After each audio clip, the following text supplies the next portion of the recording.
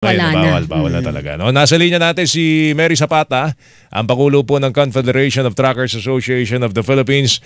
Ma'am Mary, kamusta po kayo? Magandang umaga. Si Joel Sueng. Magandang umaga, ma'am. Ay, Mr. Joel, Miss Weng, kumusta po? Ang mabuti naman kami. Ay, kakamustahin namin lalo kayo dahil meron kayo rebate.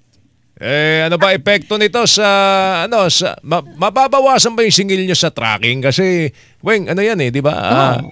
Isa lang naman ang singil nila Naman. ng tracking. Ewan ko kung... May rate yan di ba? Kung makakabawas ba yung rebate na ibibigay sa inyo ng mga toll? Ang dilema namin hanggang ngayon, wala pa kaming notisya na natatanggap galing sa DA kung paano ang implementation nito. Not even pinatawag kami o magkaroon ng meeting na how we are going to apply for it, how will be the accreditation, wala pang ganyan.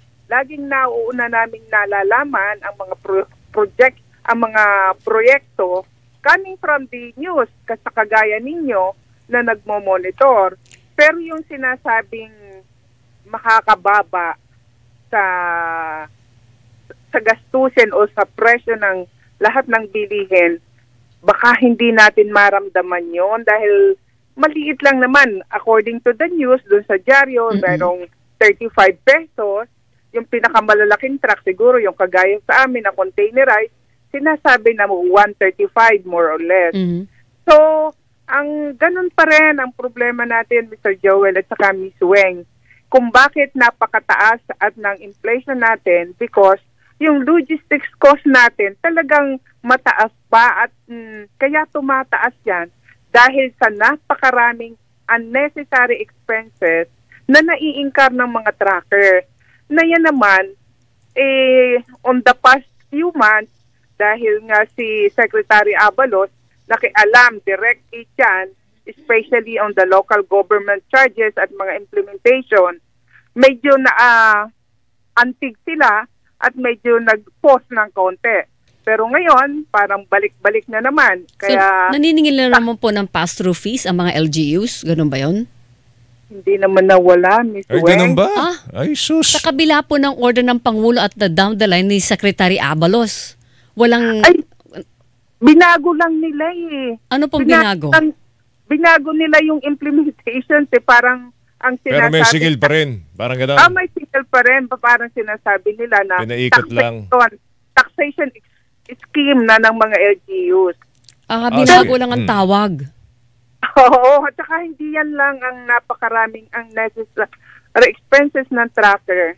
Napakadami namin mga sa enforcers, especially in Manila. Pero actively, nakialam si Secretary Abalos, medyo naging nabawasan, no? Pero ngayon, parang balik na naman. Pero pag kami nakikipag-usap sa mga authority ng Manila City Hall, parang napakaganda ng mga plataforma at kami ay masayang umuwi. Pero down the line, dun sa implementasyon, yan ang hindi namin alam kung paano nila nilalatag sa down the line. Ma'am Mary, baka po yung pass-through fees, legal na tinanggal na dahil may utos ng Presidente at saka si DILG Secretary, sumunod ang LGU. Baka yung implementation sa baba, hindi kaya yun ay yung tinatawag na nating kotong, pero hindi na siya yung pass-through fee talaga. Yung mga pass-through fees na sinasabi natin like in Cavite and Pasay and on, that is more or less 700 peso per day, 700 peso per year per unit. Unlike sa Manila noon na 2,500 per unit per month, di ba? Ang laki noon, ang bigat. So, parang nawala yon sa Manila naman dahil because nga, siguro nag-order si Secretary Abalos at saka nga patuloy yung aming mga dialogo. Pero yung mga, like for example, yung towing, yung mga enforcers na ipapara ka, hahanapan ka. Yung kotong pa rin, Yun pa rin ang problema ninyo, no? May problema pa kayo sa kotong. Kasi kung binabanggit nyo, per year 700 per unit lang, late nun. Maliit yun. Pero yung 2,000 per month, napakaliit. Yun ang malaki. Okay na yun. Basta yun lang mga enforcers nila huwag namang maging so enterprising. Yun. So, ang doon kayo pangunahin yung natatalo. problema ngayon talaga, Ma'am Mary, yung kotong. Ay, nako. Para bang yan na ang aming almusal, merienda. Talaga? Kasi Oo. ako kanina nga binanggit ko sa iyo kung magkano lang ibabawas mga 100 pesos tapos meron 75 pesos, meron 50 pesos. Maliit lang yung weng. Tapos i-rebate mo pa sa kanila, kinita na nila yun Totoo Ako yan. I will endorse dito sa palatuntunan na wag na kayong bigyan ng rebate, ma'am. Kasi kinita nyo na po yan. Hindi nyo naman babalik sa amin yan. Babalik ba pa sa amin yan? Sa mga consumers, di ba? At hindi naman yun inisyatibo ng gobyerno. Hindi naman gobyerno nagbibigay nun eh. Di ba nga yung kapong negosyante rin natin yun? Yung Opo. mga consumer. Totoo yan. Re-rebate kayo. Yung mga truck nyong sumisira po sa kalsada. Di ba, Ma'am Mary? Yung malalaking yung truck. Mabigat yung truck nyo eh. At Tapos yung bibigyan pa kayo ng rebate. Dapat kami ang bigyan ng rebate, hindi kayo. Pwede ba yun, Ma'am? Di ba? Pero alam mo, kung mako-combine yan at talagang ang national government natin, no less than the office of the president, makikinig sa amin, uuupuan kami at mailalatag namin isa't isa. Baka magulat siya na imbita siya ng imbita ng mga foreign investors para pumunta rito. Pero kung ganito naman kahirap magnegosyo sa Pilipinas, I don't know if it is doable, no? So itong rebate na ito, maliit lang ang epekto. Wala nga daw halos eh. wala. Oo. Halos walang epekto. Nabasa ko kasi sa dyaryo kanina na sinasabi 900 trucks daw ang computation ng DA. Saan ka naman nagkita nun? Kami nga na port operators, yung sa miyembro lang namin is more than 10,000 units na. Nako. Kami lahat nagkakarga ng agricultural product. Imported nga lang. So hindi nga namin malaman kung ano ba ang manner of implementation, ano ba ang choices ng mga sasakyan na bibigyan. Pero kahit pa paano, kung magiging maluwag naman, madaling comply, sayang din kahit 30 pesos ba naman yan. Kahit 35, kung sa pang bottle water pa rin ng driver yan at pahinante. Pang diba? merienda nyo lang yan. Sa tinapay nyo lang yan. Pahinante, Sa biyahe. Pero ano po ang dapat na gawin, Ma'am Mary, para masabi natin na magkakaroon talaga ng considerable. malaking epekto sa bawas sa gastusin sa logistics, transportasyon para po matikman ng mga mamimili yung bawas sa presyo na ito. Ano ang dapat gawin? Ginawa na ito ni Secretary Abalos nung mga 2 months ago o 3 months ago.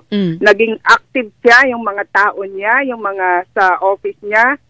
Talagang nag-a-apprehend siya ng mga kutungero at kutungera. Medyo nabawasan yon.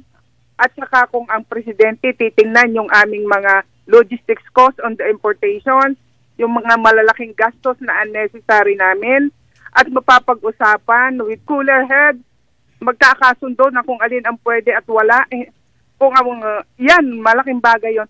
Imagine mo kami, Weng, Mr. Joel, sa isang delivery namin ng containerized cargo, bago namin makomplete yun, siguro gagastos kami ng mga 4,000. Oh, isang biyahe? Even more. Isang biyahe. Sa mga lagay-lagay lang yan, ha? Isang biyahe isang biyahe ng isang truck? O sa mga unnecessary expenses yan, ha? From the shipping line to the port operator to the container yard, plus the enforcers, plus sa DPWH sa kanilang mga overloading prohibitions. So yan, bakit kami ang tinatamaan yan, yung overloading? Dapat ng ang tinatamaan niya, yung cargo owner. Sige, sabihin natin sa programa, kausapin nyo naman yung mga trackers. Actually, pinatutupad na dati. Kaya lang ningas kubon, para malaman Ma'am Mary, ninyo diba? kung ano tunay na dahilan kung bakit mahal ang kanilang kotong lang po logistics pala. cost. Hindi nyo kailangan ng rebate. Tanggalin lang ang kotong, di ba, Ma'am Mary? Pero kung si Secretary Abalos, again, makikialam ulit ito at pakikinggan ulit kami at magkakaroon kami ng parang review kung ano ang nangyari. Well, baka alam mo naman ang mga LGU, ang tatay nila dyan is si Secretary Abalos, baka naman pwedeng pakiusapan. Di ba? Kaya nyo, papanawagan natin. Nakikinig si Secretary. Nanonood at nakikinig, pa. yes. At alam niya yung yung mga dapat gawin. Sige. Mga development, Secretary Opo. Avalos. Sige, manawagan kayo. Sec, Text yung nyo na lang. Text nyo na. Ano I-text nyo na lang. Check, I-text text nyo nyo. na lang, si Secretary. Kayo talaga. Close naman yata kayo, ma'am eh. Sa bagay, Mm. si Secretary naging textmate namin at saka naging pen pal namin at open naman siya. Mm. Pero siyempre, sa dami naman ng kanya Oo. responsibilidad. Baka nakikinig ngayon. Go ahead, ma'am. Well, nagkaroon kami uli ng sulat sa kanya at nagpapasalamat kami sa ginawa niyang effort on the past month. Pero nire-remind din namin siya na unti-unti na naman bumabalik. Sana patuloy niya kaming subaybayan sa mga aktibidades namin pang araw-araw. Sige ma'am, salamat sa oras mo. Mag-iingat ka, Ma'am Ma'am, Mary. thank you. Thank you. Pero ang pasasalamat naming malaki ay sa inyo dahil hindi kayong nagsasawang umalalay sa mga issue namin. Miski sabihin Thank namin you. dito, huwag kayong bigyan ng rebate. Okay lang.